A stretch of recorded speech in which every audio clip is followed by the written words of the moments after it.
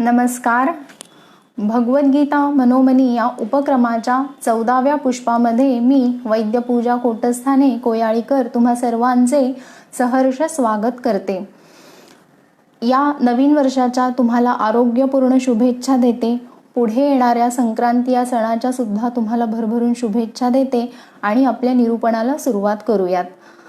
November 2015 साली माझी गीतेची अंतिम कंठस्थ स्पर्धा पार पडली. 1 परीक्षक आणि 4 स्पर्धक असं या परीक्षेचं स्वरूप होतं.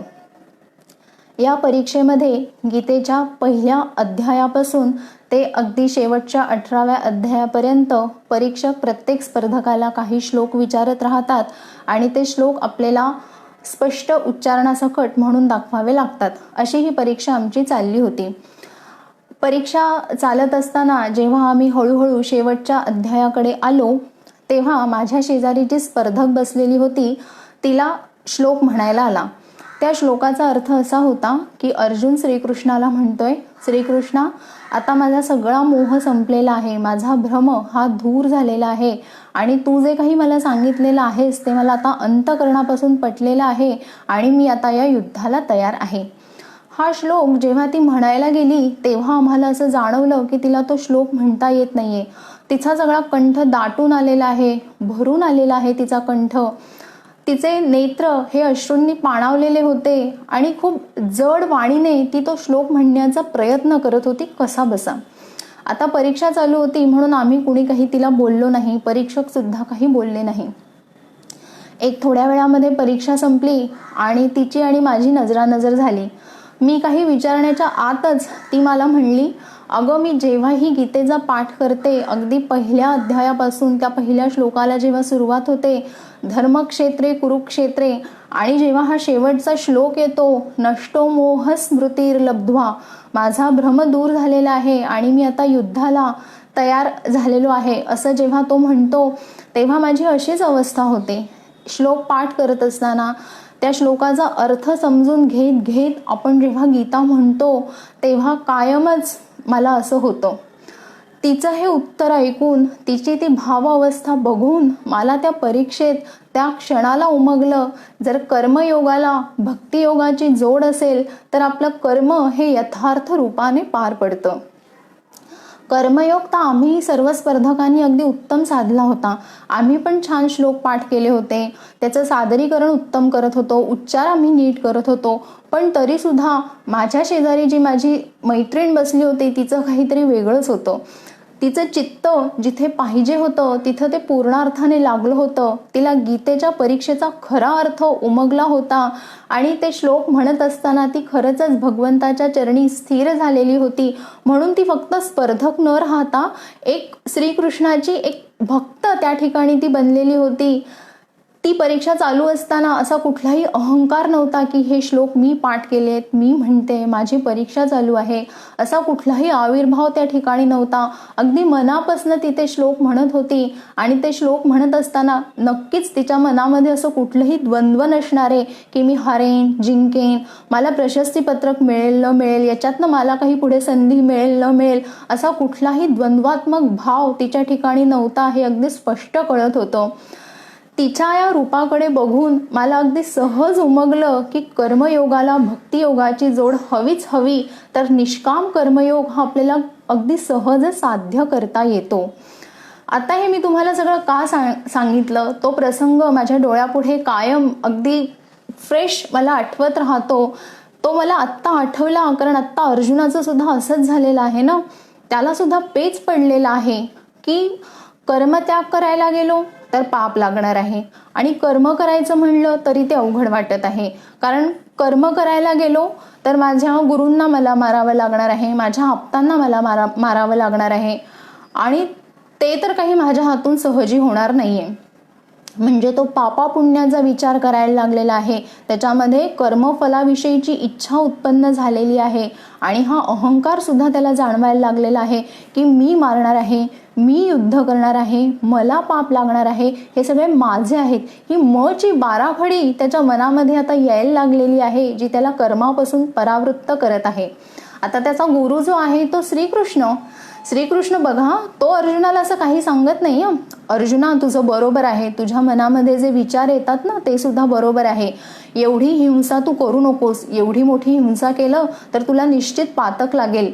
तू आपला अहिंसेचा मार्ग पत्कर आणि शांत बस. श्रीकृष्ण असा कुठलाही सल्ला अर्जुनाला देत नाहीये, कारण गुरु आणि शिष्य ही जोडीच अलौकिक आहे या दोघांची.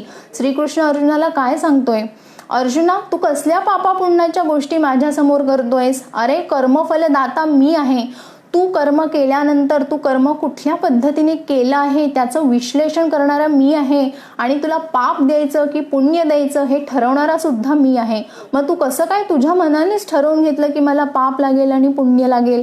त्याच्यामुळे तू हा पापा पुण्याचा विचार तुझ्या मनातून काढून टाक आणि याचं समर्थन करणं सुद्धा बंद कर की मला पाप लागेल आणि म्हणून मी युद्ध करणार नाही.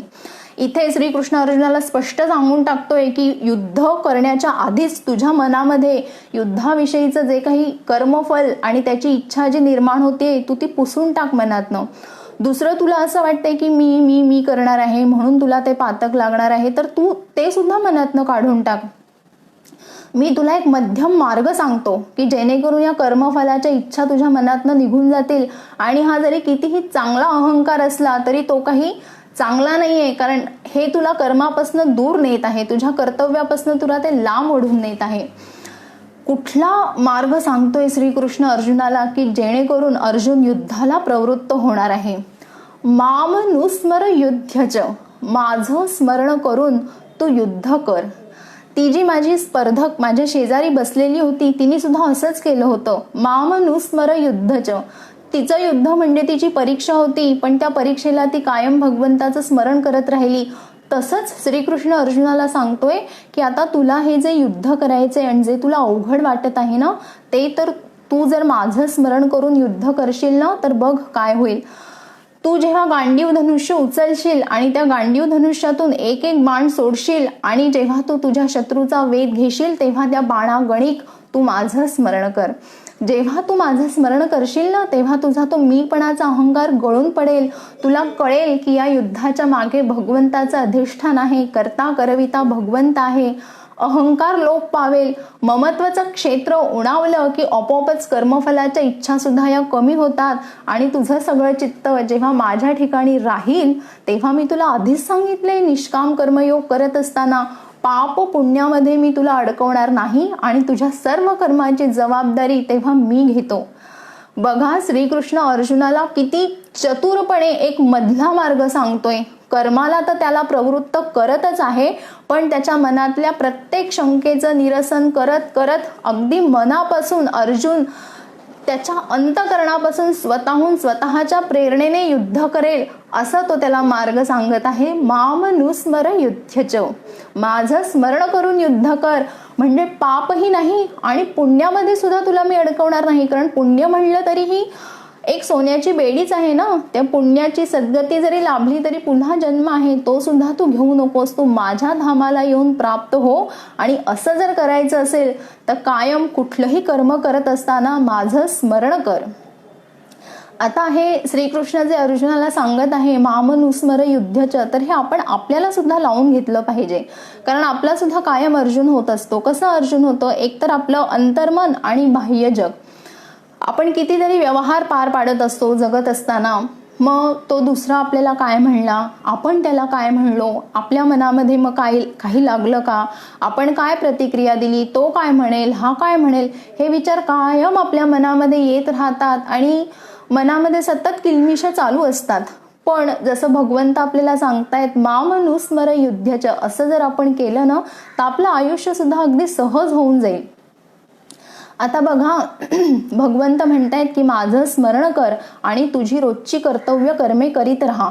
मग असं केल्याने आपल्याला काय लाभ होणार आहे? अर्जुन तर युद्ध करणार आहे. आता आपल्याला तर कुठे रणांगणावर जायचं नाही युद्ध करायला, पण आपलं हे जे रोजचं दैनंदिन युद्ध आहे त्याच्यामध्ये कसा फरक पडेल? तिसरा अध्याय जेव्हा आपण गीतेचा पाहिला होता तेव्हा अर्जुन श्रीकृष्णाला विचारतोय की मला हे सगळं समजतं की चांगलं वागलं पाहिजे म्हणजे आपल्याला चांगलं फळ मिळेल, पण मला असं सांग की हे सगळं कळत असताना सुद्धा मनुष्य दुर्वर्तन करतो, त्याच्या हातून काही ना काही चुका होतात. तेव्हा श्रीकृष्ण अर्जुनाला काय सांगतो?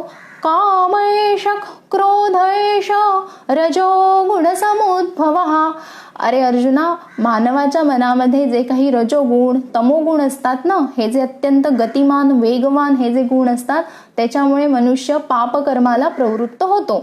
आता बघा, आपण जर कुठलंही कर्म करत असू आणि आपलं एक मन जर भगवंताकडे लागलेलं असेल, आपण जेव्हा स्मरण ठेवू या कर्माचं अधिष्ठान म्हणजे भगवंत आहे, तेव्हा जरी आपल्या मनामध्ये काहीतरी वाईट विचार आला, आपल्याला असं वाटलं की आपण काहीतरी दुर्वर्तन करतोय, तर कुठेतरी जेव्हा भगवंताचं स्मरण असतं तेव्हा आपण आपलं आत्मपरीक्षण करायला लागतो की आपण हे करतोय, आपण हे बोलतोय, जे करणार आहोत ते चुकीचं तर नाहीये ना. एवढं तरी नियंत्रण आपलं आपल्या मनावर यायला लागतं. म्हणजेच पाप कर्मापासनं किंवा वाईट कर्मापासनं, वाईट विचारापासनं, दुष्प्रवृत्तीपासनं आपण लांब जायला लागतो. हे तरी आपल्याला निश्चित मिळणार आहे. आणि जेव्हा आपलं काम हे असं यथार्थ रूपाने पार पाडणार आहे, तेव्हा समाधान, शांतता, सुख हे आपल्याला मिळणार आहे. म्हणून आपण सुद्धा लक्षात ठेवलं पाहिजे की माम नुस्मर युध्यच. आता गीतेचा हा जो 8वा अध्याय आहे त्याचं नाव आहे अक्षर ब्रह्मयोग.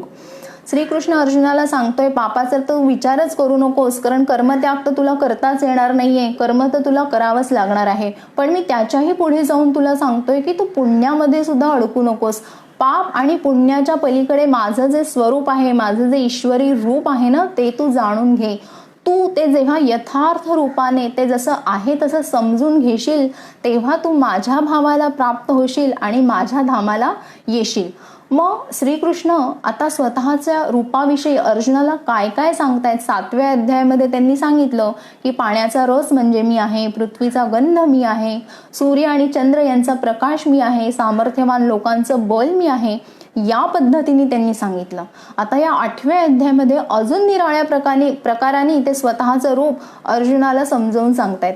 ते कसं म्हणतायत, अर्जुना मी अक्षर आहे. म्हणजे काय, जी गोष्ट कधीही संपत नाही, कमी होत नाही, उडावत नाही, जी तशीच्या तशी राहते, तिच्यामध्ये कुठलाही पालट होत नाही, ते म्हणजे अक्षर. आता तांब आणि लोखंड हे जर आपण 2 धातू घेतले तर त्याच्यावर पर्यावरणाचा परिणाम होतो, कालाचा परिणाम होतो. कालांतराने त्या तांब्याच्या भांड्यावर काहीतरी डाग उमटतात आणि लोखंडाला गंज लागतं. म्हणजे काय होतं, या दोन्ही गोष्टींमध्ये काहीतरी परिवर्तन होतं, काहीतरी बदल होती, तिथे झीज होती. ते भाव क्षर पावतात, कमी व्हायला लागतात. आणि त्याच्या उलट जर आपण सोनं हा धातू घेतला तर कितीही काळ जरी गेला तरी सोन्याला काहीही होत नाही. म्हणून आपल्या दृष्टीने समजण्यासाठी मी सांगते, सोनं हे कसं झालं, अक्षर झालं. तसं भगवंताचं स्वरूप आहे. भूतकाळामध्ये सुद्धा ते होते, वर्तमान काळामध्ये सुद्धा आहेत, आणि असा कितीही अनंत भविष्य काळ पुढे येत राहिला तरी त्यांचं अस्तित्व हे कायम टिकणार आहे. अशा या अक्षर भावाला समजून घे असं श्रीकृष्ण अर्जुनाला सांगत आहे. आता अजून एक उदाहरण, खूप तोकडं उदाहरण आहे पण समजण्यासाठी समर्पक आहे. आता हल्ली आपण प्लास्टिकच्या गोष्टी वापरत नाही. का वापरत नाही? कारण प्लास्टिकचे काही अणू, परमाणू आणि त्यांचे एकमेकांबरोबर असलेले बंध हे इतके घट्ट असतात की कुठल्याही भौतिक क्रियेने, कुठल्याही रासायनिक प्रक्रियेने ते विघटन पावत नाही आणि ते जसेच्या तसे पर्यावरणामध्ये पडून राहतात. म्हणजेच काय, ते झीज पावत नाहीत, ते तसेच्या तसे टिकून राहतात, ते अक्षर असतात आणि म्हणून आपण सध्या त्या गोष्टी वापरत नाहीत. तर भगवंताचं स्वरूप जे आहे ते अक्षर आहे. कुठल्याही गोष्टींनी त्याच्यामध्ये बदल पावत नाही, ते घट पावत नाही, त्याच्यामध्ये वाढ होत नाही. पुढची गोष्ट अर्जुनाला ते सांगतायत अध्यात्म. अध्यात्म म्हणजे आत्म्याच्या आश्रयाने जे राहतं ते अध्यात्म. आता या निसर्गामध्ये ब्रह्म आहे, म्हणजे निसर्गाच्या मुळाशी हे अक्षर तत्व आहे. तसंच आपल्या शरीरामध्ये जीवात्मा आहे.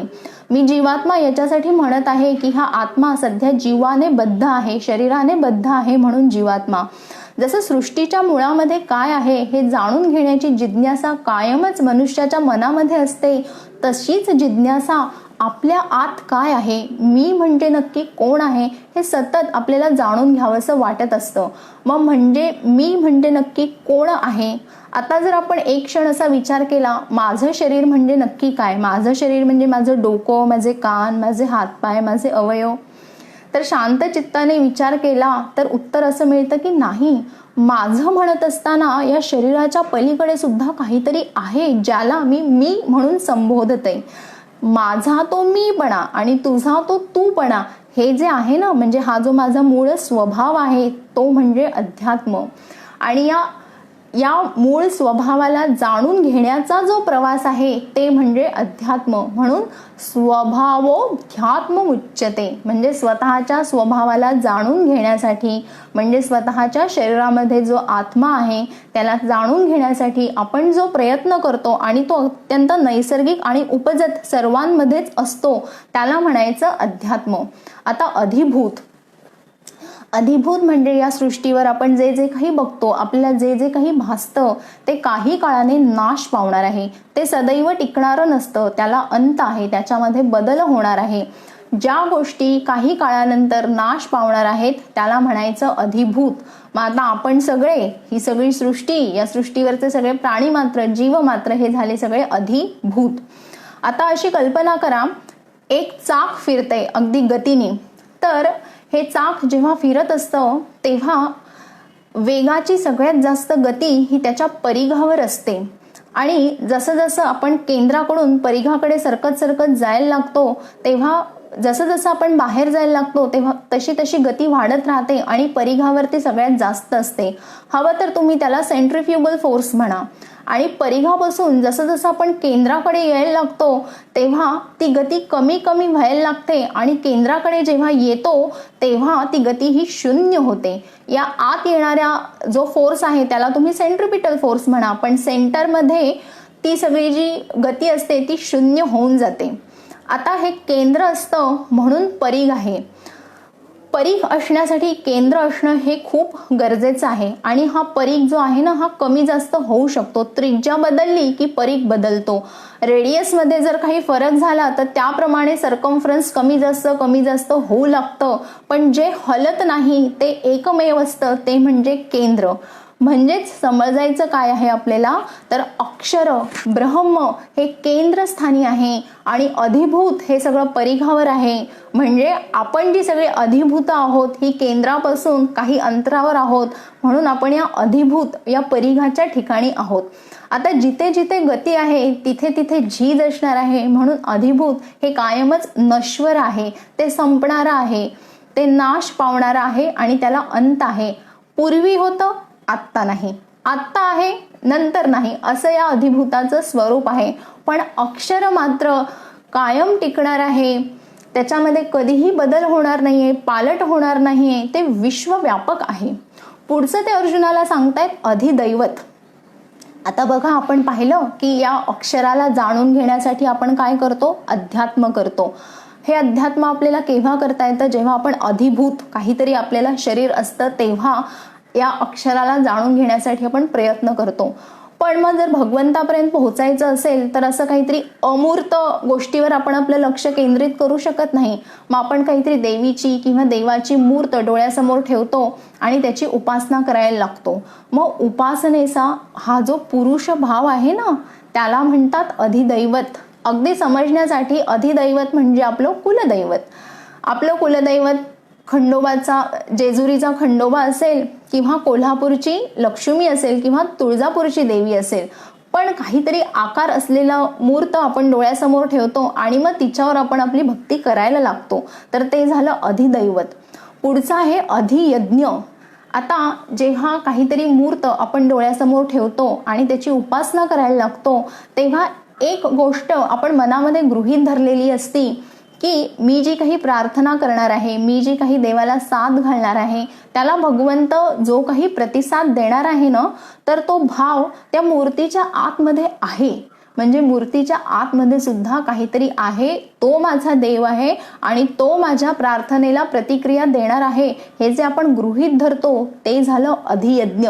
गृहीत धरलेलं असलं तरी तो भाव तिथे असतो हा भगवंताचा, ते झालं अधियज्ञ.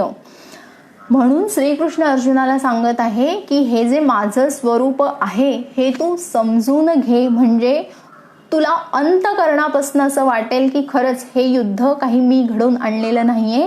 जर हा सगळा सृष्टीचा पसारा भगवंताच्या नियंत्रणाखाली आहे, सृष्टीची उत्पत्ती, सृष्टीची स्थिती आणि सृष्टीचा प्रलय हे सगळं भगवंताच्या शासनाखाली आहे, तर मग हे महाभारताचं युद्ध काय भगवंताच्या क्षेत्राबाहेर आहे? नाही, हे सगळं भगवंतांनी घडवून आणलेलं आहे. मी फक्त निमित्त कारण आहे. आणि निमित्त कारण जरी असलो तरी कर्तव्यापासून लांब जाण्याची मुभा मला नाहीये, असं श्रीकृष्ण अर्जुनाला सांगत आहे. आता श्रीकृष्ण अनेक पद्धतीने सांगत आहे की तू कायम माझं स्मरण ठेव. आणि कसं ठेव? अनन्य भावाने स्मरण ठेव. आता तुम्हाला प्रश्न पडला असेल, हा अनन्य भाव म्हणजे नेमका कुठला भाव आहे? अनन्य भाव म्हणजे फक्त भगवंताचाच आश्रय घ्यायचा, फक्त आसक्ती, हट्ट भगवंताविषयी ठेवायचं.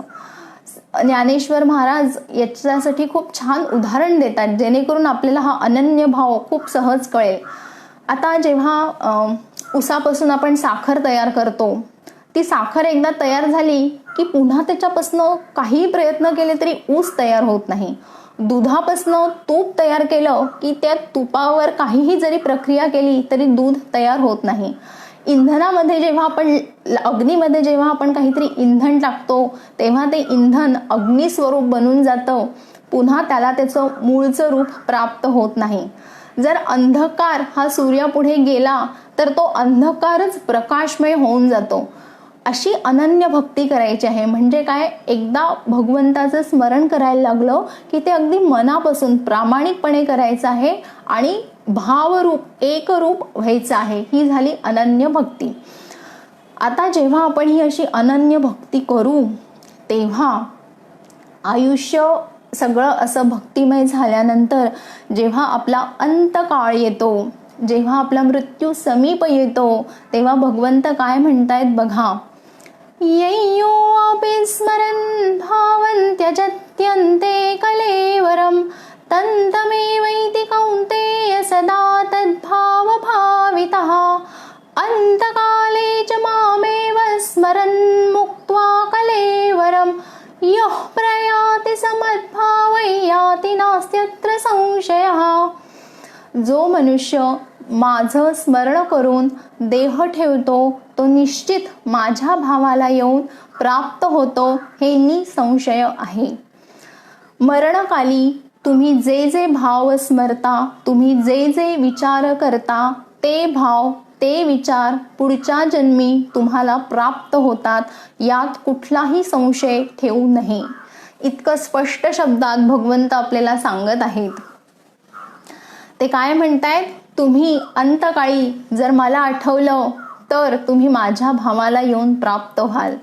आता जेव्हा मृत्यू येणार आहे, अपरिहार्य आहे, सगळ्यांना येणार आहे. आपल्या शास्त्रामध्ये असं म्हणतात की मृत्यूचं कायम स्मरण ठेवणं हे विद्वत्तेचं एक अपरिहार्य लक्षण आहे. असं का बरं म्हणलेलं आहे? त्याच्यासाठी मी एक गोष्ट सांगते. संत एकनाथ महाराज हे भागवतावर प्रवचन करत असत. एक दिवस त्यांच्याकडे एक गृहस्थ आले आणि त्यांना म्हणले की माझा स्वभाव खूप तापट आहे, उर्मट आहे, हे मला जाणवतं आणि या स्वभावामुळे मी अनेक लोकांची मने दुखवतो हे सुद्धा मला कळतं, पण काय करू, माझ्या वाणीवर माझं नियंत्रणच नाहीये आणि मी खूप प्रयत्न करतो स्वतःला आवरण्याचा, पण ते काही मला आवरता येत नाही. तुम्ही कसे काय बरं एवढे शांत असतात? मला पण सांगा काहीतरी उपाय, मला सुद्धा प्रयत्न करायचे आहेत. संत एकनाथ महाराज ते त्या क्षणी त्या गृहस्थाला काही म्हणत नाहीत, पण 2 दिवसांनी ते त्या माणसाच्या घरी जातात आणि त्याला म्हणतात, हे बघ, आजपासून बरोबर 15व्या दिवसानंतर तुझा मृत्यू आहे आणि 16वा दिवस तुला काही बघायला मिळणार नाहीये. तुझा पसारा खूप मोठा आहे, तर तू आता आवरावर करून ठेव, काहीतरी व्यवस्था लाव, असं ते त्याला सांगतात आणि निघून जातात. आता याला कळलं की 15 दिवसानंतर आपला मृत्यू आहे. काय व्हायला लागतं याच्यामध्ये? तो सगळ्यांशी चांगलं वागायला लागतो, बायकोशी सुद्धा गोड बोलायला लागतो, तिचा कुठलाही अपमान करत नाही, किंबहुना जी लोक त्याच्या संपर्कामध्ये येतात तो सर्वांशी चांगलं वागायला लागतो. आपसुकच त्याच्या वाणीवर नियंत्रण यायला लागतं, कुठलेही आटोकाट प्रयत्न न करता. 15व्या दिवशी रात्री पुन्हा ते एकनाथ महाराज त्याच्याकडे येतात आणि त्याला विचारतात, काय काही समजतंय का, काही उमगलंय का? तो म्हणतो, नाही बाबा, आता उद्या माझा मृत्यू आहे, तुम्ही मला सांगितले, त्याच्यामुळे आता मी देवाची पूजा करतोय, सगळ्या चांगल्या गोष्टी आठवतोय आणि आता मला समाधान आहे की या शेवटच्या 15 दिवसात तरी मी सगळ्यांशी चांगलं वागलेलो आहोत. मग ते एकनाथ महाराज त्याला म्हणतात, अरे मग हेच तर मला तुला सांगायचं होतं ना, तू जर आयुष्य जगत असताना ह्या मृत्यूचं स्मरण ठेवलं असतं तर तुला हे प्रश्नच पडला नसता की मी चांगलं कसं वागू. तुला मी फक्त मृत्यूचं स्मरण करवून दिलं आणि बघ तुझ्यामध्ये किती बदल झाला. मी जेव्हा जगतो की नाही तेव्हा मी कायम मृत्यूचं स्मरण ठेवतो, म्हणून मी एवढा शांत असतो. मग त्याला कळलं की आयुष्य जगत असताना जर आपण कायम या मृत्यूचं, या भावाचं स्मरण ठेवलं तर बऱ्याच गोष्टी अगदी सहज व्हायला लागतात. जेव्हा आपण मृत्यूचं स्मरण ठेवतो आयुष्य जगत असताना, तेव्हा बघा या गोष्टीचं जर स्मरण ठेवलं तर आपण खरोखरच नम्र होऊ, आपला अहंकार गळून पडेल, दुसऱ्याच्या दुःखाविषयी आपण अधिक संवेदनशील होऊ. आयुष्यातील अनेक व्यवधाने सांभाळत असताना कधी कधी मन अगदी चिंतातूर होतं, अगदी अस्वस्थ होतं, कळत नाही काय करायचं, कसं वागायचं. पण त्या क्षणी जेव्हा संपतं ना, कळतं की या गोष्टी संपणाऱ्या आहेत, प्रत्येक गोष्टीला अंत आहे, तेव्हा मनावरचं ओझं अगदी हलकेच निघून जातं. कुठल्याही काउन्सिलरची गरज पडत नाही या गोष्टीचं जर स्मरण ठेवलं तर. म्हणून संत सुद्धा आपले म्हणतात की मनुष्याने कायम या अपरिहार्य गोष्टीचं, ज्याला टाळता येणार नाहीये अशा गोष्टीचं स्मरण ठेवायला पाहिजे. हे झालं मृत्यूविषयी. आता भगवंत म्हणतायत तू माझं स्मरण केलं तर मृत्यूनंतर तुला पुनर्जन्म नाहीये. पण आता अंतकाळी जर आपल्याला देव आठवायचा असेल तर तो असा अचानक कसा आठवेल ना. जर परीक्षेत आपल्याला एखादं उत्तर लिहायचं असेल तर ते काही असं अचानक येत नाही, त्याच्यासाठी आपल्याला वर्षभर अभ्यास करावा लागतो. मग तसंच मग याचं साधन काय आहे. जर मृत्यूकाली अगदी सहज आपल्याला भगवंत आठवायचं असेल, त्याच्यावर आपलं मन स्थिर करायचं असेल प्रयाणकाली, तर आयुष्यभर आपण काय केलं पाहिजे त्याचं साधन ते सांगतायत. अभ्यास योग युक्तेन चेतसा नान्यकामिना परमं पुरुषं दिव्यं याति पार्थानुचिंतयन्. तू याचा अभ्यास करायला पाहिजे. अनेक निरूपणांपासून मी अभ्यास या शब्दाचा अर्थ सांगत आहे. अभ्यास म्हणजे तीच गोष्ट पुन्हा पुन्हा वारंवार न थकता न कंटाळता करत राहणे म्हणजे अभ्यास. अभ्यास हा कुठलाही खंड न पडता, अभ्यासाला कुठलंही अंतर न देता अखंडपणे निरंतरपणे कायम प्रत्येक कर्म करत असताना भगवंताचं स्मरण करत राहणं म्हणजेच तो अभ्यास किंवा ती सवय आपल्याला लागणार आहे की आपल्या प्रत्येक कृतीमध्ये देवाला आठवायचं आहे. ससा आणि कासव याची गोष्ट आपण लहानपणापासून ऐकतो. तो जो ससा असतो तो अगदी वेगाने धावतो, पण वेगाने धावल्यामुळे काय होतो, तो दमतो, थांबतो आणि त्याच्या मुक्कामाला पोहोचत नाही. पण कासव कसं असतं, त्याची गती खूप छोटी असते पण त्या गतीमध्ये सातत्य असतं. तो कुठेही थांबत नाही, कुठेही विश्रांती घेत नाही आणि ती छोटीशी गती जरी असली पण तिच्यामध्ये जे सातत्य असतं ना, ते सातत्य त्या कासवाला मुक्कामापर्यंत घेऊन जातं. म्हणून भगवंत म्हणतायत तुझी गती जशी असेल तशी असेल, फक्त कुठल्या तरी भावाने तू मला कायम स्मरत राहा, म्हणजे मग तुझी जबाबदारी घ्यायला मी मोकळा आहे. तर असा हा अभ्यास दीर्घकालपर्यंत म्हणजे कसं बघा, जन्मापासून मृत्यूपर्यंत आपण श्वास घेत असतो, बरोबर की नाही. मग जेव्हा मृत्यू येणार आहे तेव्हा आपला श्वास थांबणार आहे. मग अगदी श्वासागणिक 12 महिने 24 तास 365 दिवस काहीही करत असताना एकच गोष्ट लक्षात ठेवायची आहे, ती म्हणजे कायम देव आठवायचा आहे. भगवंताला कायम साक्षी भावाने आपल्या देहामध्ये आपल्या बुद्धीमध्ये ठेवायचं आहे, म्हणजे आपसुकच आपल्या हातून चांगली कर्म घडणार आहेत. हे झालं. आता त्याच्यानंतर भगवंत म्हणतायत की तू जेव्हा असं करशील ना, तुझं अंतकरण, मन, बुद्धी, तुझं चेतस हे माझ्या ठिकाणी स्थिर करशील, अभ्यास युक्त होऊन, योग युक्त होऊन, तेव्हा काय होणार आहे, तू माझ्या दिव्य भावाला प्राप्त होशील. आता हे अंतकरण, मन, बुद्धी कायम भगवंताला अर्पण करायचं आहे. त्यांच्याविषयी फक्त विचार करायचा आहे, त्यांचाच फक्त आश्रय घ्यायचा आहे आणि असं झाल्यानंतर आपण त्यांच्या भावाला प्राप्त होणार आहोत. आता त्यांचा भाव नेमका कुठला आहे, कुठल्या भावाला आपण प्राप्त होणार आहोत हे सुद्धा आपल्याला समजलं पाहिजे ना. आता बघा, एखाद्या लहान मुलाला विचारलं तुझ्या आईचं वय काय आहे, त्याला नाही सांगता येणार, कारण आईपासून त्याची निर्मिती झालेली आहे ना. तसंच भगवंताचं स्वरूप कसं आहे हे आपल्याला कसं समजेल? आपण त्याच्यापासून जन्म घेतलेला आहे. त्याच्यामुळे जर भगवंताला त्यांचं रूप दाखवायचं असेल, समजवायचं असेल, तर त्यांनाच त्यांच्या शब्दात आपल्याला सांगावं लागणार आहे. ते कसं सांगतायत? कविं पुराण मनुषासितार मनोरणीया समनुस्मरेद्या सर्वस्य धातारमचिन्त्य रूपमादित्यवर्णन तमसः परस्तात्. भगवंताचं स्वरूप कसं आहे? ते कवी आहेत. कवी म्हणजे जे कविता करतात ते, असं नाही. गीतेमधला खूप छान अर्थ आहे कवी म्हणजे. कवी म्हणजे काय? भूतकाळाचा मागोवा घेऊन वर्तमान काळाचं ज्याला मूल्यमापन करता येतं, वर्तमान काळ बघून ज्याला भविष्य कळतं, असे तीनही काळ ज्याला कळतात, ज्याची अशी बुद्धी आहे, आर पार ज्याची बुद्धी जाऊ शकते, कुठल्याही अडथळ्यांची तमा ज्याची बुद्धी बाळगत नाही, तो म्हणजे कवी. असं भगवंत सांगत आहेत स्वतःविषयी. पुढचं ते काय म्हणतायत? पुराण. पुराण म्हणजे जे योग्य आहे, जे खरं आहे, जे शाश्वत आहे, ते म्हणजे पुराण. कालाच्या दीर्घ परंपरेमध्ये ते टिकून राहिलं पाहिजे, ते म्हणजे पुराण. पुराण म्हणजे जुनं नाही, पुराण म्हणजे नित्य नूतन, काळाच्या कसोटीवर जे मागे पडत नाही. जो काळ आहे त्या काळाला ते अगदी अनुरूप असतं, ते पुराण. आता बघा, पुराण या शब्दाचा अर्थ समजवण्यासाठी मी अगदी खूप छान उदाहरण देते. जेव्हा ही सृष्टी उत्पत्ती झाली तेव्हाच आयुर्वेद हा पृथ्वीवर अवतरला आणि तेव्हापासून आयुर्वेद शास्त्र हे चालत आलेलं आहे.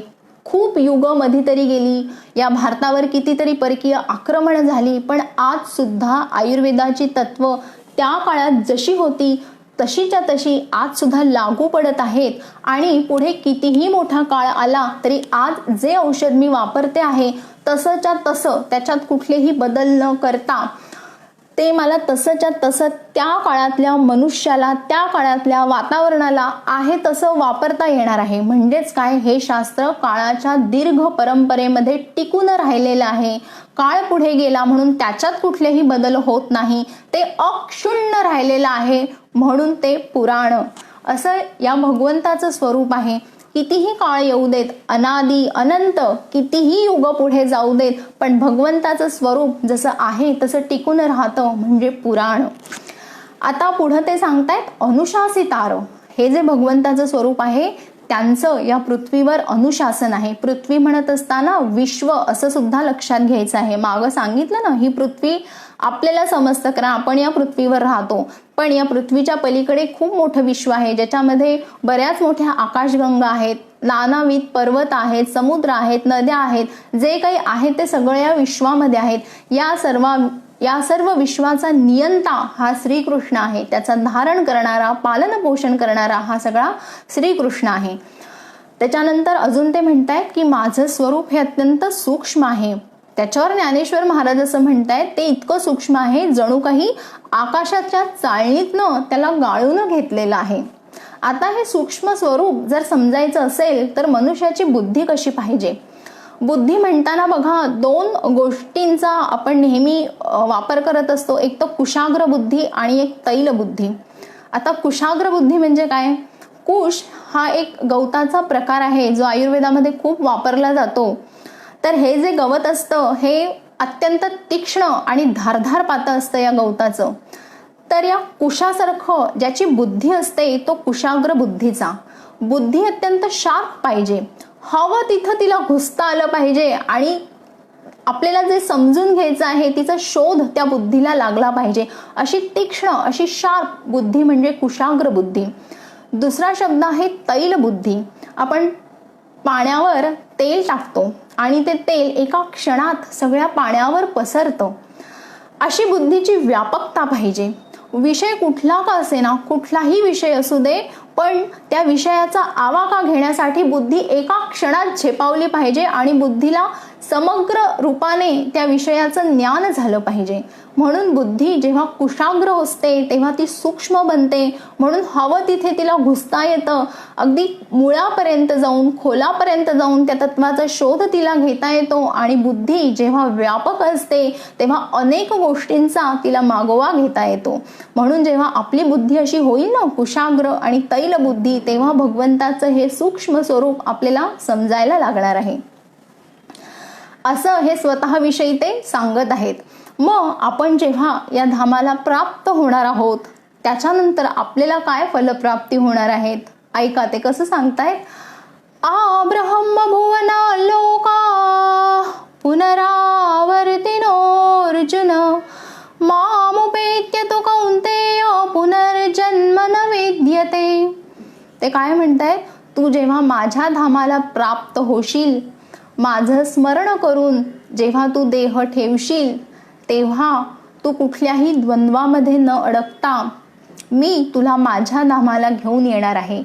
असं धाम, असं द्वार, असं ठिकाण की तिथे प्राप्त झाल्यानंतर तुला पुन्हा या भूतलावर जन्म घेण्याची आवश्यकता भासणार नाही.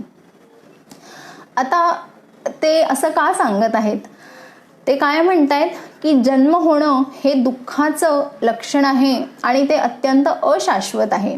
आता तुम्ही म्हणाल हे कसं, आता जन्म घेणं तर काही आपल्या हातात नाहीये. बरोबर आहे, जन्म घेणं, मृत्यू पावणं या गोष्टी आपल्या हातात नाही आहेत.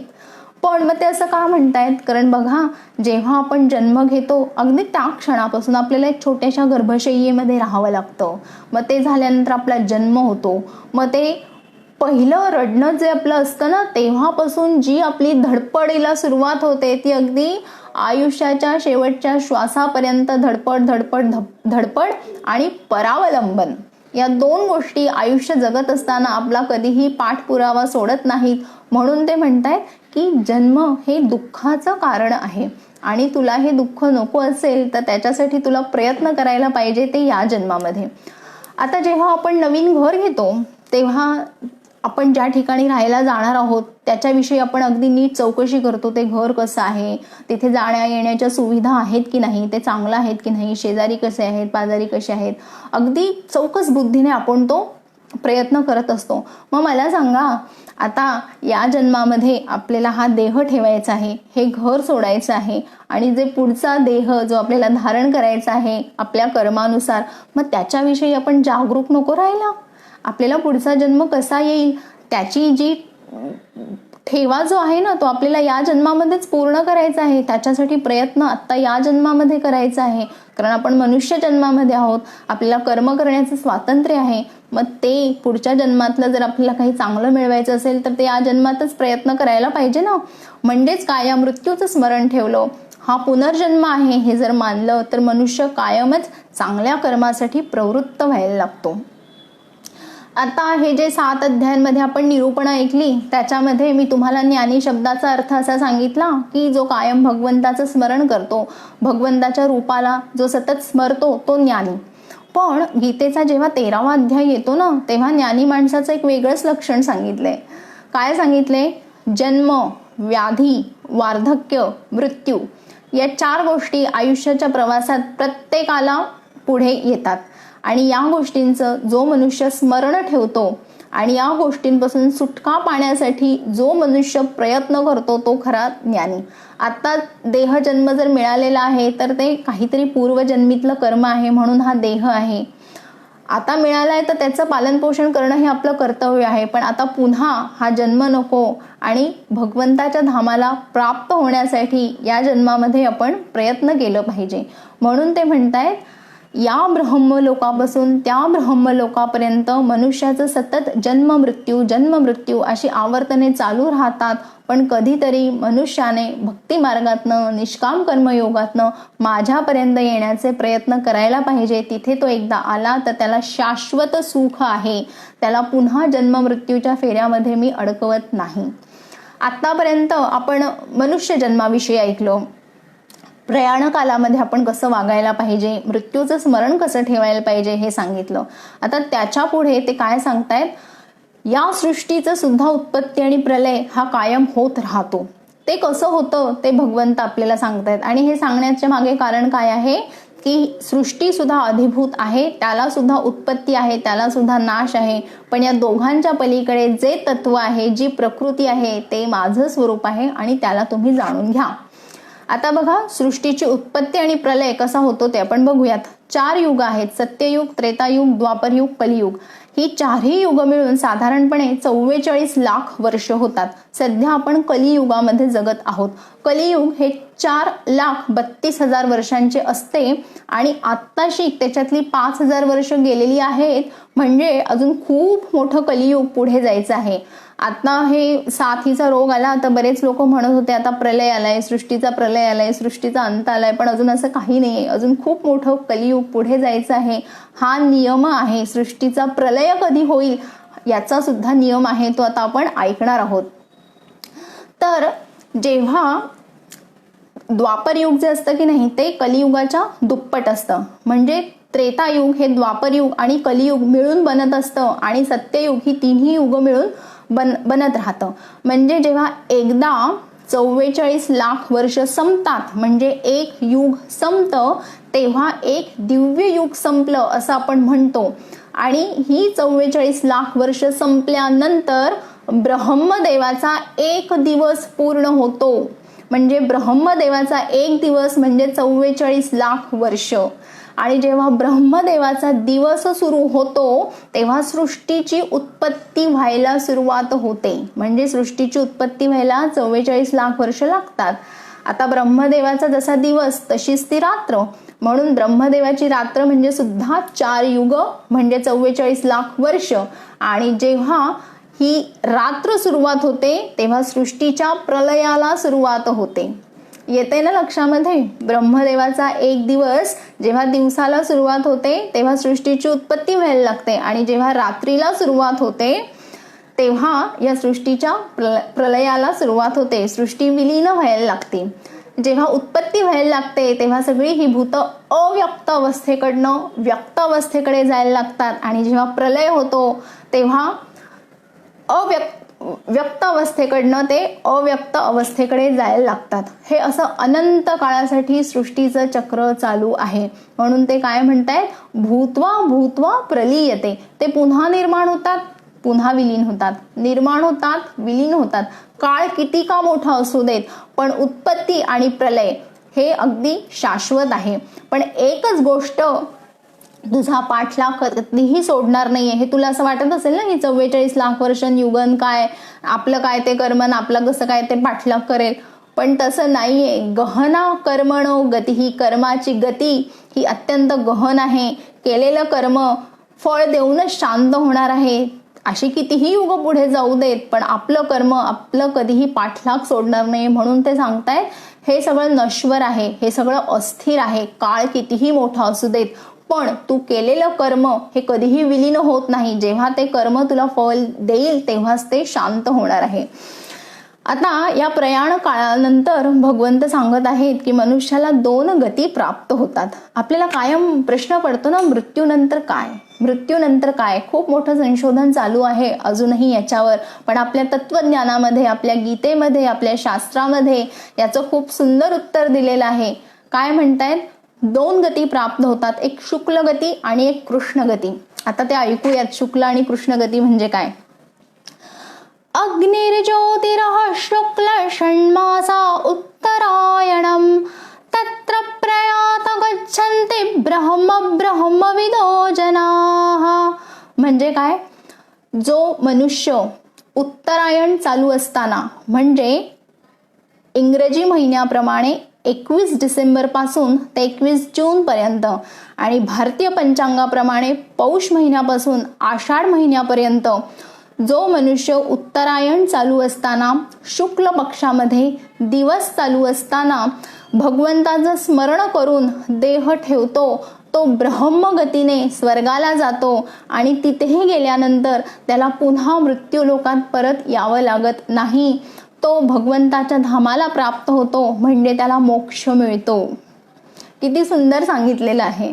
आता बघा, अग्निर्ज्योतिरः शुक्लस म्हणजे काय? अग्नी म्हणजे ज्ञानाग्नी, जो आपली कर्तव्य कर्मे करीत असताना अहंकार रहित होऊन करतो आणि भगवंताचं स्मरण ठेवतो, कर्मफलाविषयी कुठलीही इच्छा ठेवत नाही, म्हणजे आयुष्य जगत असताना तो निष्काम कर्मयोगाचं पालन करतो, सद्वर्तन करतो. शुक्ल पक्ष हे सद्वर्तन दाखवतो, दिवस सदाचरण दाखवतो आणि काय दाखवतो, मनुष्य सावध आहे, दक्ष आहे. आपण दिवसा कायमच अलर्ट असतो ना. आता इथे अलर्ट म्हणजे काय, तो स्मरण ठेवलेला आहे की आपल्याला चांगलं वागायचं आहे, चांगलं वागलं तरच चांगली गती आहे, कारण मृत्यू केव्हा येईल हे कुणाला काही सांगता येत नाही.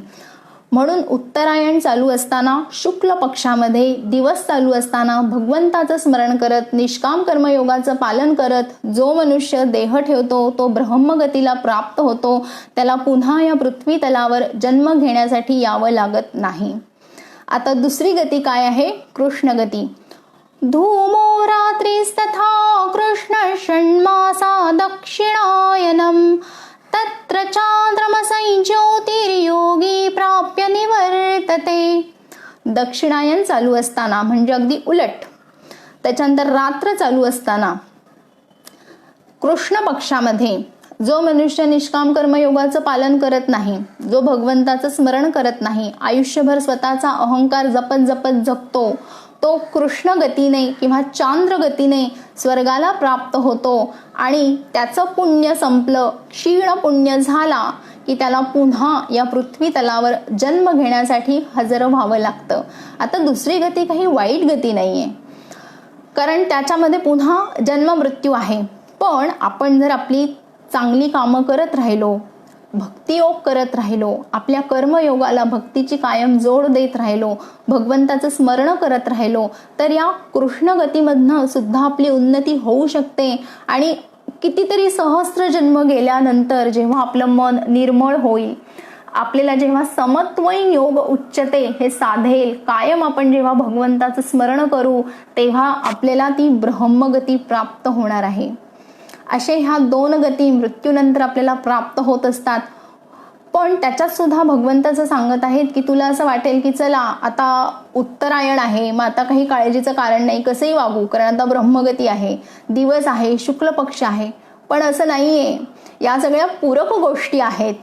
तुला गती देणारं तुझं कर्म आहे, तुला गती देणारं तुझं कर्म आहे आणि म्हणून तू तुझ्या कर्माविषयी कायम जागृत राहा. तुझं कर्म जर अनुकूल असेल तर या पूरक गोष्टी तुला मदत करतील ब्रह्मगतीला नेण्यासाठी.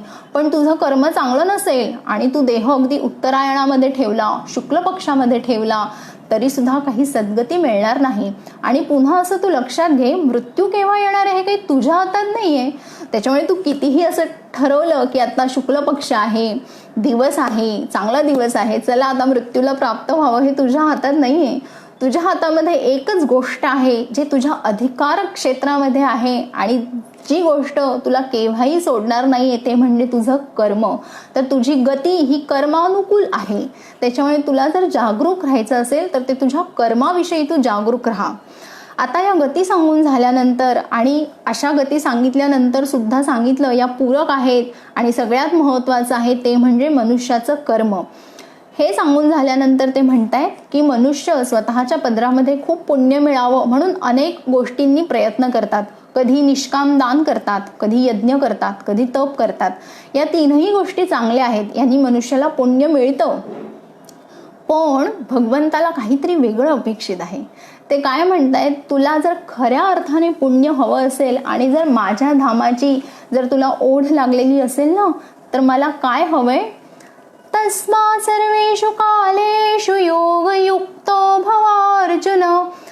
यज्ञ, दान, तप या गोष्टी चांगल्या आहेत, त्यांचं सामर्थ्य सुद्धा खूप मोठं आहे, गती मोठी आहे, पुण्य मोठं आहे. पण तू जर आयुष्यभर योगयुक्त झाला ना, तुझ्या श्वासागणिक तू जर माझं स्मरण करशील तर ते मला अधिक प्रिय आहे. असा भक्त मला हवासा वाटतो. असा भक्त हा माझ्या अंतःकरणाच्या अगदी जवळ असतो. तो मला कायम प्रिय असतो आणि मी सुद्धा त्याला कायम प्रिय असतो. म्हणून तुला जर काही करायचं असेल ना, तर हर क्षणी फक्त माझं स्मरण ठेव. तू योगयुक्त हो. योगयुक्त म्हणजे काय, योग म्हणजे जोडलं जाणं. तर हा भगवंत आपल्या शरीराचा एक भाग आहे, तो आपल्या शरीराचा एक अविभाज्य घटक आहे. तो आपल्या शरीराबरोबर जोडला गेलेला आहे अशी भावना कायम आपल्या मनामध्ये राहणं म्हणजे भगवंताच्या ठिकाणी योगयुक्त होणं. आणि श्रीकृष्ण अर्जुनाला सांगत आहे, असं योगयुक्त होऊन तू युद्ध कर. म्हणजे सर्वार्थाने तुझ्या मनामध्ये हे ठसवून घे की हे सगळं करणारा, हे सगळं घडवून आणणारा भगवंत आहे.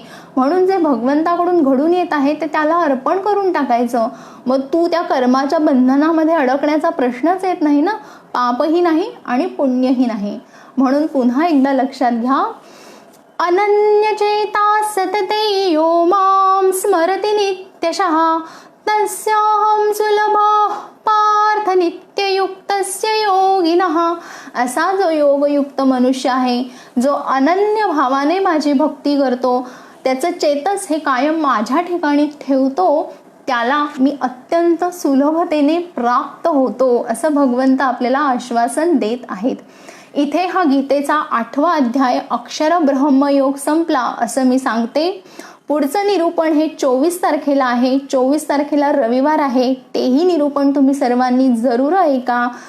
आता या पुढच्या निरूपणामध्ये आपण गीतेच्या 9व्या अध्यायाला सुरुवात करणार आहे. तोवर धन्यवाद.